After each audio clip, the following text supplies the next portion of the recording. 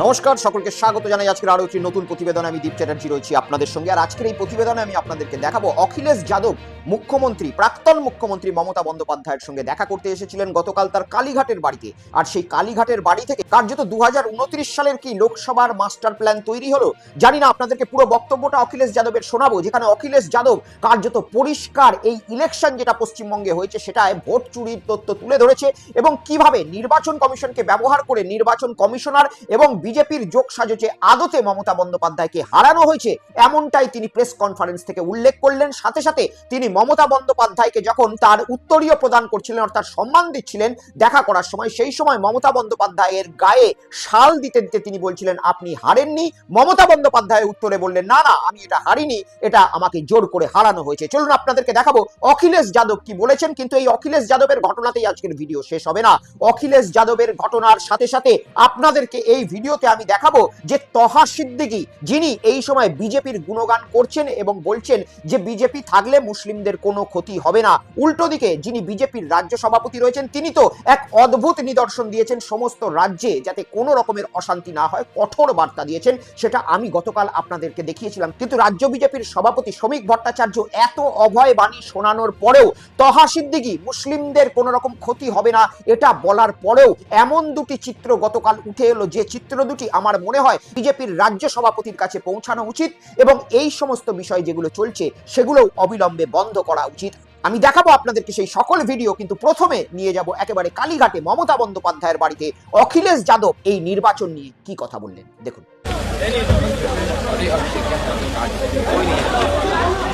You fought very well. नहीं नहीं कुछ नहीं, ये कुछ नहीं होता है। देखिए आप इतना अच्छा लड़े, उससे आप हारे नहीं है। नहीं आप हारे नहीं है, आप हारे नहीं है, हारे नहीं है। चुनाव हम सब ने देखा। चुनाव को बहुत करीब से मैं इसलिए देख रहा था क्योंकि जिस तरीके से बंगाल का चुनाव होने जा रहा था और जो भाषा जो व्यवहार भारतीय जनता पार्टी का था, और पूर्व में भारतीय जनता पार्टी ने जो जो बंगाल में किया है उत्तर प्रदेश में उससे कम किया उन्होंने, लेकिन ट्रायल वहीं पर किया। हालांकि बंगाल में इससे भी खतरनाक तस्वीरें आई होंगी, जो मैं तस्वीर दिखाना चाहता हूं आपको। ये तस्वीर वो है जब उत्तर प्रदेश में बाई इलेक्शन हुआ था, फोर्सेस को लगा करके लोगों को वोट रोका गया, वोट नहीं डालने दिया और चिन्हित कर करके कि कौन सा वोटर समाजवादी पार्टी का है उसको वोट डालने नहीं दिया जाएगा। और बंगाल में जो हुआ है, डेमोक्रेसी को डिस्ट्रॉय करने का रास्ता निकाला है। इतना लोकतंत्र को, डेमोक्रेसी को डैमेज किसी ने नहीं पहुंचाया होगा जितना भारतीय जनता पार्टी ने पहुंचाया है।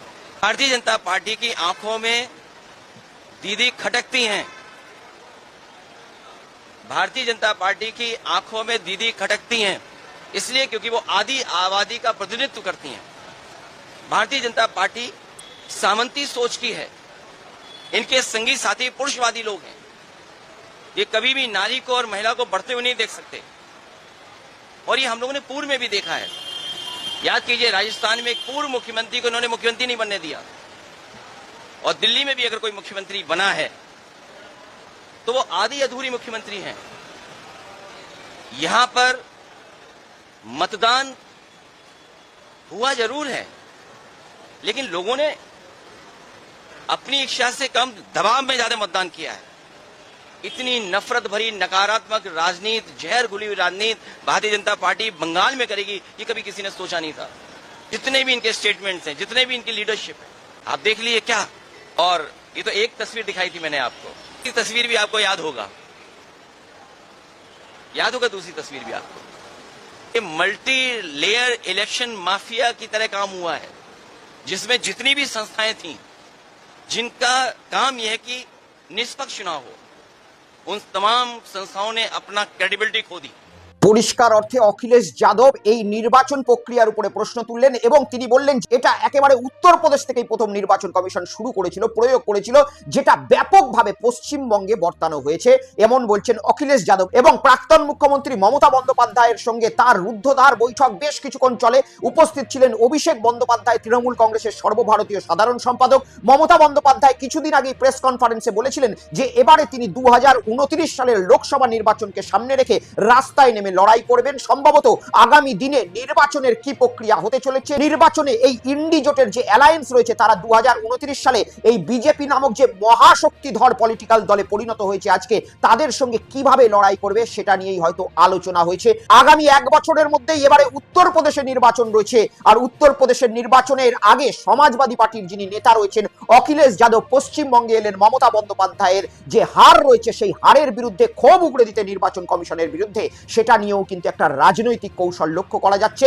আদতে উত্তরপ্রদেশের যে নির্বাচন, সেই নির্বাচনে আগামী দিনে এই মমতা বন্দ্যোপাধ্যায়, অভিষেক বন্দ্যোপাধ্যায় সমাজবাদী পার্টির হয়ে সেই জায়গায় ভোট ক্যাম্পেনিং করবে কিনা সেটা তো আমরা পরবর্তীকালে দেখতে পাবো। কিন্তু এই যে রাজ্যে পালাবদল হলো, সেই পালাবদলের মাঝখানে অনেক ভালো ভালো বার্তা বিজেপির সকল জয়ী এমএলএ এবং বিজেপির যিনি রাজ্য সভাপতি তিনি দিয়েছেন। আমি আপনাদেরকে দেখিয়েছি এবং এই চ্যানেলে আমি সেটাই দেখাবো যেটা সত্য হবে। আর এই সত্যতার মধ্যে আমাদের বলতে কোনো দ্বিধা নেই যে এই বিজেপির রাজ্য সভাপতি শ্রমিক ভট্টাচার্য ইতিহাসকে ভেঙে দিয়ে কার্যত সমস্ত রকম যে সৌজন্যতার নজির রয়েছে সেটা দেখিয়েছেন এবং রাজ্য বিজেপি কঠোর পদক্ষেপ দিকে দিকে নিয়েছে যেভাবে হিংসা হচ্ছিল সেই হিংসাকে আটকানোর জন্য। যদিও আটকানো যাচ্ছে না, বিভিন্ন ক্ষেত্রে আমরা দেখতে পাচ্ছি কখনো তৃণমূল কংগ্রেসের লোক মারা যাচ্ছে, আবার কখনো দেখলাম শুভেন্দু অধিকারীর আত্মসহায়ক পর্যন্ত মারা গেল।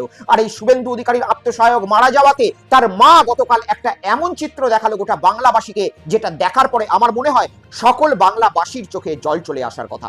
দেখুন শুভেন্দু অধিকারীর আত্মসহায়কের মা গতকাল কান্নায় কিভাবে ভেঙে পড়েছিলেন। চাইছি দোষীরা শাস্তি পাক। কি শাস্তি চাইছেন?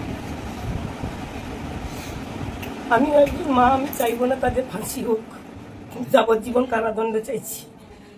আর চাইছি যে আমরা ভারতীয় জনতা পার্টি করি বলে আমরা আজকে ক্ষমতায় আসার জন্য আমাদের সভাপতি বিরোধী দলনেতা যখন বলছেন সুশৃঙ্খলভাবে থাকতে, তখন শাসক দলের যারা গরম গরম বক্তব্য দিয়েছিল যে 4 তারিখের পরে দিল্লির কোনো ভাব রক্ষা করতে পারবে না, সেটাই তারা দেখিয়ে দিল। আমি আজকে নতুন সরকার যে গঠন করবে তার কাছে জানাবো যে আমার ছেলের এই মৃত্যুর জন্য শাস্তিটুকু হয়। আমার ছেলে যদি অ্যাক্সিডেন্টে কোনো অঘটন ঘটতো আমার মনে হয় এত কষ্ট হতো না। তাকে যেভাবে কষ্ট দিয়ে এতটাইরা মারলো, পুরো তৃণমূলেরই সাজানো গল্প। এই চোখের জল শুধুমাত্র শুভেন্দু অধিকারীর যিনি আত্মসহায়ক ছিলেন তার মায়ের নয়, এই চোখের জল কিন্তু আজকে গোটা বাংলার মায়ের হতে পারে। কারণ এই যে ভোট পরবর্তী হিংসা দেখা যাচ্ছে, সেখানে ইতিমধ্যেই 4 জন তৃণমূল কংগ্রেসের কর্মী মারা গিয়েছে এবং 3 জন শুভেন্দু অধিকারীর আত্মসহায়ককে নিয়ে বিজেপি কর্মী মারা গিয়েছেন। আর এই দৃশ্য দেখার পরে বাংলাবাসী আজকে প্রশ্ন করছে, নির্বাচন কমিশন তুমি কোথায় গেলে? এত যে বড় বড় কথা বললে যে পশ্চিমবঙ্গের বিধানসভায় একটা রক্তপাত হতে দেব না, সত্যি করেই 2026 সালের পশ্চিমবঙ্গ বিধানসভায় 23 তারিখ এবং 29 তারিখ পর্যন্ত একটাও রক্তপাত দেখা গেল না, কিন্তু তারপরে নির্বাচন কমিশন কোথায় গেল? আর এই 3 লক্ষ যে জওয়ানকে আনা হলো তাদের যে ভূমিকা, সেই ভূমিকা কি শেষ হয়ে গেল? আজকে তৃণমূল কংগ্রেসের প্রাণ যাক কিংবা বিজেপির কর্মীদের প্রাণ যাক, প্রাণ যাচ্ছে একটা মায়ের পুত্রের। আর একটা মায়ের কোল খালি হচ্ছে, আর কোল খালি হওয়ার পরে যখন কোনো বাংলার মা এইভাবে চোখের জল বর্ষণ করছে, সেটা দেখার পরে কোনো অন্য বাংলার মা কিন্তু শান্তিতে থাকতে পারে না। তাই এই যে বর্তমানে ফাঁকা সময়টি তৈরি হয়েছে, এই ফাঁকা সময়ে যে কেয়ারটেকার হিসাবে নির্বাচন কমিশন রাজ্যের আইন শৃঙ্খলাকে শাসন করছে, সেইটা কেন নির্বাচন কমিশন সঠিকভাবে করতে পারছে না, এটা কিন্তু নির্বাচন কমিশনকে জবাব দিয়ে যেতে হবে। আমি আপনাদেরকে দেখাবো তহা সিদ্দিকী ফুরফুরা শহীদের পীরজাদা, তিনি গতকাল একটি বক্তব্য রেখেছিলেন যেখানে বলেছিলেন যে বিজেপি এলে পশ্চিমবঙ্গের কোনো মুসলমানের সমস্যা হবে না, অন্যান্য রাজ্যে বিজেপি থাকাকালীন কোনো মুসলমানের সমস্যা হচ্ছে না। আমি আপনাদেরকে দেখাবো তহা সিদ্দিকীর সেই বক্তব্য। তারপরে আমি তহা সিদ্দিকীর সেই বক্তব্য দেখানোর পরে দুটো চিত্র আপনাদেরকে দেখাবো যেটা কিন্তু সেই বক্তব্যের সঙ্গে খাপ খাচ্ছে না। দেখুন, হিন্দু ভাই মুসলমান ভাইদের বলবো, খবরদার, ভয়ের কোনো কারণ নেই, ভয়ের কোনো কারণ নেই। মুসলমান ভাইয়েরা মনে করছে বিজেপি চলে আসেছে তাহলে কি হবে, আমাদের সামনে কুরবানি গরুর গোশ খাওয়া হবে না, আমাদের মসজিদে আদান বন্ধ হয়ে যাবে, হ্যাঁ আমাদের কি বলে রাস্তাঘাটে আমাদের ধরে মারবে, আমাদের দাড়ি ছেড়ে দেবে, বাংলাদেশ পাঠিয়ে দেবে। না না, এটা এটা এটা এখানে হবে না। এটা বাংলা, এটা বাংলা। যখনই আমার প্রতি কেউ অত্যাচার হবে না, কোনো মুসলমান যদি প্রতিবাদ না করে, আপনি পাশে দেখবেন ঘুরে হিন্দু ভাইরা প্রতিবাদ করছে। যদি কিন্তু হিন্দুদের প্রতি কেউ অত্যাচার করে, হিন্দু ভাই ঘুরে দেখবে ডান দিকে বাম দিকে যে প্রতিবাদে দাঁড়িয়ে গেছে মুসলমান ভাই। এটা সেই বাংলা। এই বাংলায় কিছু কিছু হবে না। তবে অন্য রাজ্য থেকে মানুষ এসে এই ধরনের ঘটিয়ে দিয়ে, অসাধ জিনিস ঘটিয়ে দিয়ে তারা বিজেপির বদনাম করার চক্রান্ত করতে পারে, হিন্দুদের বদনাম করার চক্রান্ত করতে পারে। তারা বদনাম করতে হ্যাঁ অবশ্যই। বাংলায় কোনোদিনই কোনো হিন্দু চাই না, কোনো হিন্দু কোনো মুসলমান চাই না কোনো মায়ের কোল খালি হোক, কোনো বোন বিধবা হোক, কোনো বাচ্চা অনাথ হোক, কোনো মন্দিরে আঘাত হোক, কোনো মসজিদে আঘাত হোক, কোনো মাদ্রাসায় আঘাত হোক, কোনো ধর্মগ্রন্থে আঘাত, কেউ কোনো মুসলিম কোনো হিন্দু কেউ চায় না, এই বাংলায় কেউ চায় না। ফুরফুরা শহীদের পীরজাদা তহা সিদ্দিকী আপনারা শুনলেন যে অত্যন্ত ইনি মনে করছেন যে বিজেপি যদি রাজ্যে আসে বা অন্যান্য রাজ্যে রয়েছে তাতে মুসলমানদের কোনো সমস্যা নেই, এটা তহা সিদ্দিকী বলছেন। কিন্তু আমাদের হাতে অন্য চিত্র উঠে এলো গত দুদিন ধরে, এবং তহা সিদ্দিকী একটা কথা বললেন যে বিজেপির নেতারা বলছে কোনো রকম চিন্তা নেই, ভয় নেই, তাহলে কেন এরা ভয় পাচ্ছে? আর আমি ওটা মানছি, বিজেপির প্রচুর নেতাদের ইতিমধ্যে ভিডিও আমি আপনাদেরকে দেখিয়েছি, আমাদের কাছে রয়েছে। রাজ্য সভাপতি তো সমস্ত দৃষ্টান্তকে অতিক্রান্ত করে দিয়ে কার্যত সৌজন্যতার নজির দেখিয়েছেন এবং বলেছেন কোথাও এমন কিছু হলে স্থানীয় বিজেপির এমএলএ কে ফোন করতে তারা ব্যবস্থা নেবে। কিন্তু তারপরেও এরা কারা যারা এই ধরনের ঘটনা ঘটাচ্ছে? যে চিত্র দুটি আমি আপনাদেরকে দেখাবো, আমি চাইবো বিজেপির রাজ্য সভাপতি শ্রমিক ভট্টাচার্যের কাছে পৌঁছে যাক এবং বিজেপির সেই জায়গায় স্থানীয় যদি নেতৃত্ব থাকে তাদের কাছে পৌঁছাক, এবং এই ঘটনাগুলো কারা করার চেষ্টা করছে। তহা সিদ্দিকী যেখানে বলছেন মুসলমানদের কোনো ভয় থাকার দরকার নেই, বিজেপি এলে বিজেপি তাদেরকে রক্ষা দেবে, তাহলে নির্বাচনের জয়লাভ করার সাথে সাথে একেবারে কলেজের মধ্যে প্রবেশ করে গিয়ে কেন হিজাব না পড়ার ফতোয়া উত্তরপ্রদেশের মতো বাংলার কলেজেও দেওয়া হচ্ছে? বিজেপির তাদের সঙ্গে কি যোগ রয়েছে আমি জানি না, কিন্তু এমন ভিডিও উঠে এলো যেখানে আমরা দেখতে পাচ্ছি যে কলেজের সামনে দাঁড়িয়ে মাইকিং করা হচ্ছে যে কলেজে কোনো মহিলা বোরখা বা হিজাব পরে আসতে পারবে না। দেখুন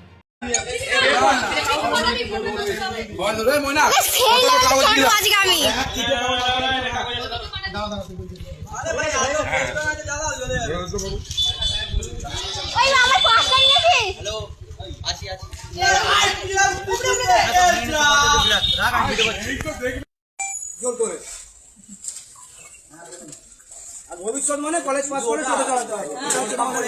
মাথায় ক্যাপটা নেওয়ার জন্য সব বন্ধ এবার আসো কলেজে কোনো পরীক্ষা এলাও করবে না তোমরা, বোনেরা ভাইরা বলে দিচ্ছি কলেজে কোনো পরীক্ষা এলাও নেই। এটা কলেজ বোনেরা, এটা কোনো মাদ্রাসা নয়, এখানে কোনো রকম পরীক্ষা এলাও হবে না। কাল থেকে হিন্দু বোনেরা মাথায় কোনো ওড়না দিতে পারবে না, হ্যাঁ, আর বোরখার ভেতরে ফোনটা না দিবে, তাই তো, হ্যাঁ, সব বন্ধ।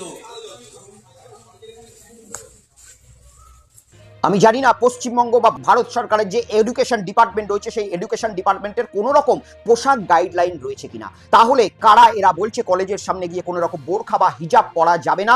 আজকে এরা এটা বলছে, দুদিন পরে যদি পশ্চিমবঙ্গে কোনো মৌলবাদী সংস্থার উদ্ভব ঘটে তাহলে বলবে তারা ধুতি পাঞ্জাবি পরা যাবে না, তাহলে বলবে তারা শাড়ি পরা যাবে না। এটাই কি কলেজের শিক্ষা প্রতিষ্ঠানে চলতে পারে?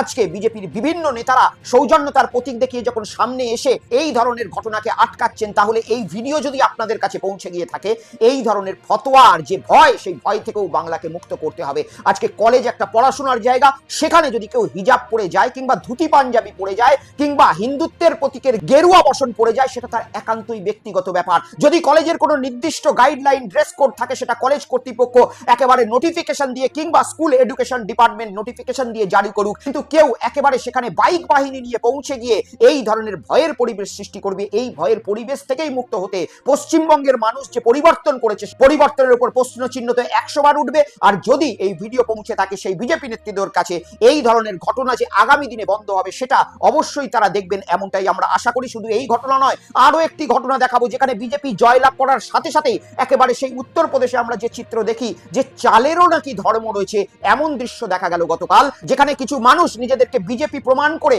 এই জায়গায় পৌঁছে সেখানে দেখালেন যে চালের ধর্ম রয়েছে, আর চাল মুসলিম না হিন্দু, হালাল না ঝাটকা, সেটা প্রমাণ করছে সেই সমস্ত বিজেপির কর্মীরা বা আরএসএস এর কর্মীরা। দেখুন, আমাদের হিন্দু সনাতনী ধর্মাবলম্বীদের ধোঁকা দেওয়ার চেষ্টা হয়েছে। এতদিন ধরে এই চাল খাচ্ছিল, এই চাল হালাল করা চাল হতে পারে। এই চালের মধ্যে বিশেষ সংখ্যালঘু সম্প্রদায়ের থুতু মিশানো আছে। চাল হালাল হয় নাকি? অবশ্যই হালাল হয়। যদি বিরিয়ানি হালাল হতে পারে, চাল কেন হালাল হবে না? তো এই হালাল চালকে বয়কট করার জন্য আজ আমরা এখানে এসেছি। এটা আমরা জানতাম না যে চালেরও ধর্ম রয়েছে। আমি জানি না এই ঘটনাগুলো কারা ঘটাচ্ছে, এরা 12টার পরে বিজেপি হয়েছে না এরা আদি বিজেপি না এরা সুযোগ সন্ধানী বিজেপি, সেটা আমার তর্কের মধ্যে আমি আনবো না। কিন্তু দৃশ্যগুলো, এই দৃশ্যগুলো তো বাংলায় আগে কখনো দেখা যায়নি। আর তৃণমূল কংগ্রেস যেটা বারবার দাবি করছিল যে এই দৃশ্যগুলো বিজেপি এলে হবে, সেই দাবিটাতেই কি শিলমোহর পড়ছে? আজকে একটা সামান্য চাল যেটার জন্য আমাদের নিঃশ্বাস চলছে, আমাদের অন্ন, আমাদের পেট চলছে, সেই চালেরও আমরা ধর্ম খুঁজতে বেরোচ্ছি। এটা কোন দুনিয়া চলে আসছে? এটা কোন পৃথিবী? এটা কোন পরিস্থিতিতে আমরা এগিয়ে যাচ্ছি যে আমরা আজকে চালের ধর্ম খুঁজতে বেরোচ্ছি? মানুষ পরিবর্তন করেছে, মানুষ ম্যান্ডেট দিয়েছে, মানুষের খুশির জন্য সমস্ত কাজ বেরিয়ে করতে হবে, তা বলে চালের ধর্ম খুঁজবো আমরা? এই চাল যেখানে তৈরি হয়েছে, অর্থাৎ যখন ধান গাছ লাগানো হয়েছে, সেই গাছকে লালন পালন করা হয়েছে, সেখানে ধান উৎপন্ন হয়েছে, সেই ধানটা উৎপন্ন কি একটা মুসলিম চাষি যদি করে থাকে, তাহলেও কি সেই চালটা হালাল চাল হিসাবে আমরা ধরে নেব? যদি এই চালটা যখন উৎপন্ন হয়েছে, যেখানে সেদ্ধ হয়েছে, সেই সেদ্ধ হওয়ার মেশিনটা সেটা কোনো মুসলিম কারখানায় তৈরি হয়ে থাকে, তাহলে কি সেটাকে আমরা হালাল চাল হিসাবে ধরে নেব? যখন এই চালটা দোকানে রপ্তানি হচ্ছে, একটা গাড়ি করে আসছে, সেই গাড়িটার ড্রাইভারটা যদি একটা মুসলিম হয়ে থাকে, তাহলেও কি সেই চালটাকে আমরা হালাল চাল হিসাবে ধরবো? নাকি সেই গাড়ির মধ্যে যে পেট্রোল রয়েছে সেটা যেহেতু কুয়েত আরব থেকে এসেছে, সেটার জন্য আমরা সেই চালটাকে হালাল হিসাবে ধরবো? আসলে হালাল চাল এবং ঝটকা চাল, এটার মধ্যে পার্থক্য আমরা বাঙালিরা করব কিভাবে, সেটার যদি নির্দিষ্ট গাইডলাইন খাদ্য দপ্তর দিয়ে দেয়, সেটা অত্যন্ত ভালো হবে আগামী নতুন সরকার গঠন হলে। আমি আপনাদেরকে বলেছিলাম তহা সিদ্দিকী বলছেন কোনো রকম অসুবিধা হবে না। আমি তহা সিদ্দিকী মহাশয়কে বলতে চাই, যদি আমার ভিডিও দেখে থাকেন, তাহলে এই যে ছোটখাটো অসুবিধাগুলো হচ্ছে, যেখানে হয়তো বিজেপির রাজ্য দপ্তরের কোন রকম হাত নেই, তাহলে আপনি এই ভিডিওগুলো দয়া করে রাজ্য বিজেপির কাছে পাঠিয়ে এই ধরনের কাজ হওয়া থেকে বাংলাকে বিরত করুন, যাতে বাংলার যে সকল বাঙালিরা রয়েছে একটু হালাল ঝটকা এই সব থেকে বেরিয়ে নিজেদের পেটের চিন্তা, নিজেদের কর্মের চিন্তা, নিজেদের স্বাস্থ্যের চিন্তা, নিজেদের শিক্ষার চিন্তা করতে পারে। আমি আপনাদেরকে আরো একটা ভিডিও দেখাবো। শুধু মুসলিম নয়, এই পরিস্থিতিতে আমরা দেখলাম সেই পকেট পরোটা রাজুদা, যাকে বিখ্যাত ভাইরাল রাজুদা, যেখানে ওই পকেট পরোটা পাওয়া যায়, সেই রাজুদাও গতকাল একটি ভিডিও প্রকাশ করেছে, যেখানে সে কাকুতি মিনতি করছে তার দোকান যেন আগামী দিনে খুলে দেওয়া হয়। দেখুন। নমস্কার, আমি রাজু ঘোষ। কিছুদিন ধরে কিছু কথা সোশ্যাল মিডিয়ায় আসছে যে আমি জয় শ্রীরাম বলিনি কিংবা জয় বাংলা বলেছি। হ্যাঁ, আমি সত্যি আমি ভুল করেছি। আমি আবেগে মত্ত হয়ে কিংবা কিছু কন্টেন্ট ক্রিয়েটারদের পাল্লায় পড়ে আমি জয় শ্রীরাম বলিনি, কিন্তু জয় বাংলা বেশি বলেছি আবেগ মধ্য হয়ে। কিন্তু আমি একজন সামান্য খেটে খাওয়া মানুষ। সারা রাত জেগে আমি পরোটা করে 3টে পরোটা আনলিমিটেড তরকারি বিক্রি করি শিয়ালদা এনআরএস সাবওয়ের ওখানে। বিগত দিনে অনেকে অনেক রকম ফোন করে বলছেন, কিন্তু দেখুন আমারও একটা পরিবার আছে, আমারও ঘরে বউ সন্তান আছে, বাবা মা আছে। তো কোনো কিছু আবেগে কান্না দিয়ে আমাকে আমার দোকান করতে দিন। আমি চাই সেই 14 বছর আগে ফিরে আসতে, যখন আমি খুবই দরিদ্র ঘর থেকে ছেলে, আমি 2টো পরোটা নিয়ে কলকাতায় স্ট্রিট ফুটে বসি। আমি সেইভাবেই আমার জীবনযাপন করতে চাই। আমি কোনো রাজনীতির কথা বলতে চাই না আমার দোকানের ওইখানে, কারণ আমরা খেটে খাওয়া সাধারণ মানুষ। আমার রাজনীতির কথা বলা সাজে না এবং আমি কোনো রাজনীতির মধ্যে থাকতেও চাই না, কিন্তু কিছু কন্টেন্ট ক্রিয়েটার আমাকে এগুলো করিয়েছে। আমি তারপরেও সবচেয়ে বড় ক্ষমা চেয়ে নিচ্ছি। একজনের প্রবচনায় পড়ে আমি শিব মন্দিরে মাংস খেয়েছি, যেহেতু সে বারবার বলেছে আমার বাড়ির মন্দির। একজনের প্রবচনায় পড়ে, তার জন্য সমস্ত বাসীর কাছে আমি ক্ষমা প্রার্থী। তো আমি আমার দোকানটা খুলতে চাই, নাহলে আমার ঘরে আমার সংসারে খুবই অভাব অনটন পড়ে গেছে। আমি এভাবেই আমার ব্যবসার মধ্যে থেকেই থাকতে চাই আমি সোশ্যাল মিডিয়া থেকে দূরে থাকতে চাই। নমস্কার। রাজুদা পকেট পরোটা আপনারা হয়তো সকলেই চেনেন। এনার দোষ কি? এনার দোষ, ইনি শিয়ালদার যে জায়গায় স্টেশনে ব্যবসা করতেন, সেই সময় তিনি তৃণমূল কংগ্রেসকে সমর্থন করেছিলেন। অর্থাৎ রাজু পকেট পরোটাকে একটা ইউটিউবার গিয়ে বলেছিল যে তুমি জয় শ্রীরাম বলো। সে বলেছিল আমি রাজনৈতিকভাবে জয় শ্রীরাম বলবো না, যদি দেবতা হিসাবে জয় শ্রীরাম বলতে হয় 100 বার জয় শ্রীরাম বলবো, কিন্তু রাজনৈতিকগতভাবে বলবো না। আমি দিদির ভক্ত, আমি তৃণমূল কংগ্রেসকে ভালোবাসি। সম্ভবত রাজু সেই জায়গায় ব্যবসা করতো, আর সেই সময় তৃণমূল কংগ্রেসের সরকার চলছে বলে ভয়ে সেই তৃণমূল কংগ্রেসের কাউন্সিলর তাকে সেখানে বসতে দিয়েছে বলে এই ধরনের মন্তব্য করেছিল। কিন্তু পরিবর্তন হয়েছে, মানুষ ক্যামেরার মধ্যে সেই ভিডিও বন্দি করে রেখেছে। বিজেপির কিছু কর্মী এখন শিয়ালদা স্টেশনের সামনে রাজুদার সেই পকেট পরোটার দোকান আর খুলতে দিচ্ছে না, এমনটাই অভিযোগ করছেন রাজুদা। এবং রাজুদা এটাও বলছেন যে অশোকনগরে তিনি যেখানে থাকেন সেই জায়গায় তার পরিবারের উপর আক্রমণ করা হয়েছে। আমি শ্রমিক বাবুকে বলতে চাই, বিজেপির রাজ্য সভাপতির দপ্তরে বলতে চাই যে আপনারা এত সুন্দর সুন্দর বার্তা দিচ্ছেন, তারপরেও কেন গরিব মানুষের পেটে এই ধরনের আঘাত আজকের দিনে পড়ছে? একটা রাজনৈতিক মতাদর্শ থাকতেই পারে, নির্বাচন নির্বাচনের সময় রাজনৈতিক মতাদর্শে ব্যাপকভাবে মানুষের মধ্যে তির্যক মত পার্থক্য দেখা যেতেই পারে। কখনো শুভেন্দু অধিকারী মমতা বন্দ্যোপাধ্যায়কে খালা বেগম ফুপা বলেছেন, আবার কখনো অভিষেক বন্দ্যোপাধ্যায় ডিজে বাজানোর কথা বলেছেন, কিন্তু তার জন্য রাজ্যে ভোট মিটে গিয়েছে, বিজেপি সরকারে এসেছে। আর যে সমর্থকরা কখনো তৃণমূলকে সমর্থন করেছে, কখনো বিজেপিকে সমর্থন করেছে, তারা এইভাবে অভাব অনটনে মরতে পারে না। তাই রাজুদা পকেট পরোটার দোকানের পাশে অবশ্যই দাঁড়ানো উচিত। গরিব মানুষ, সে ব্যবসার খাতিরে যদি কোনো পলিটিক্যাল পার্টিকে সমর্থন করে থাকে, সেটা তার নিজস্ব একেবারেই সাংবিধানিক অধিকার। আর এই অধিকার রক্ষার জন্যই বাংলার মানুষ নতুন পরিবর্তন করেছে। আর এই পরিবর্তনের সরকারও যদি সেই পুরনো সরকারেরই কিছু কিছু ডাকা বুকো নেতা মন্ত্রীদের মতো কাজ করে, তাহলে বাংলার মানুষ কিন্তু ম্যান্ডেট পাল্টে দিতে বেশি সময় লাগাবে না। আমি আপনাদেরকে শেষে যাওয়ার আগে আরো একটি ভিডিও দেখাবো এবং আবেদন করব, বিজেপি যারা বলেছিল যে আমরা বাংলায় নারী সুরক্ষা প্রতিস্থাপন করব, সেই নারী সুরক্ষা প্রতিস্থাপনের প্রথম ধাপ যেন এই ধরনের মানুষ যারা অভব্য ভিডিও করছে তাদেরকে শান্ত থাকার বার্তা দিয়ে অথবা শিক্ষা দেওয়ার বার্তা দিয়ে শুরু করা হয়। আমি দেখাবো নন্দীগ্রামের একটি ভিডিও, যেখানে অষ্টমী গিরি তৃণমূল কংগ্রেসের একজন ইনফ্লুয়েন্সার ছিল, সোশ্যাল মিডিয়ায় ভিডিও করতে আপনারা সকলেই জানেন। বিজেপি জয়লাভ করার পরে তার বাড়িতে আক্রমণ হয়েছে, যদিও সেটা একেবারেই ভোট পরবর্তী হিংসার প্রাথমিক ধাপ। তারপরে বিজেপির বিভিন্ন কার্যকর্তারা তাদেরকে প্রোটেকশন দিয়েছে, একথা ফেলে দেওয়া যায় না। কিন্তু যে ভিডিও তার পরবর্তীকালে উঠে এলো, সেই ভিডিওটা আমি বলবো পানিহাটির যিনি রত্না দেবনাথ রয়েছে তারও দেখা উচিত এবং গোটা বিজেপি কর্মকর্তাদের দেখা উচিত, কারণ এরাই একসময় বলেছিলেন যে বাংলার প্রত্যেকটা নারী বিজেপির আন্ডারে সুরক্ষিত থাকবে। দেখুন, মুহূর্তে আমরা সবাই দীঘা ডিপোতে আছি। এই নন্দীগ্রামের নষ্টাগিরি কি অষ্টমীগিরি, তাকে একদম শেখা হবে, সবাই যাচ্ছে অষ্টমীগিরিকে সবাই ঠেলবো অষ্টমীগিরি নন্দীগ্রামে। একটু ওয়েট করে যাচ্ছি আমরা সবাই দীঘা থেকে। আমি আবার বলছি, জানি না এরা কারা, 12টার পরে বিজেপি হয়েছে না যুগ যুগ ধরে বিজেপি করছে, নাকি তৃণমূল কংগ্রেসের বিক্ষুব্ধ গোষ্ঠী। এই ধরনের সোশ্যাল মিডিয়ায় ভিডিও দেখা যাচ্ছে যেখানে অষ্টমী গিরি তৃণমূল কংগ্রেসের একজন পঞ্চায়েত মেম্বার, তাকে ঠিক এইভাবেই নোংরা কারুকার্য করার হুমকি দিচ্ছে প্রকাশ্যে ক্যামেরায়, যেটা আজকে গোটা পশ্চিমবঙ্গে ভাইরাল হয়েছে। আমি শ্রমিক ভট্টাচার্য যে আশ্বস্ত করেছেন যে এই ধরনের ঘটনা ঘটবে না, অভয়ার মা রত্না দেবনাথ যে ইস্যুতে দাঁড়িয়ে আজকে পলিটিক্যালি জয়লাভ করেছেন, সেই ইস্যুগুলোকে বাস্তবায়িত রূপান্তরিত করার জন্য এই ধরনের ভিডিও পশ্চিমবঙ্গে যেন আর না দেখা যায়, এমনটাই আবেদন আপনাদের কাছে রেখে আজকের এই ভিডিও এখানেই শেষ করছি, এপিসোড এখানেই শেষ করছি। আমি এই চ্যানেলে সেই ভিডিওই দেখাবো যে ভিডিও সত্য হবে, সেটা তৃণমূল কংগ্রেসের হোক, সেটা বিজেপির হোক, সেটা সিপিএম এর হোক, যাহা সত্য তাহা বলিব। এই চ্যানেল এভাবেই চলবে। সকলে ভালো থাকবেন, সুস্থ থাকবেন, দেখা হবে পরবর্তী ভিডিওতে। জয় হিন্দ, জয় বাংলা, বন্দে মাতরম।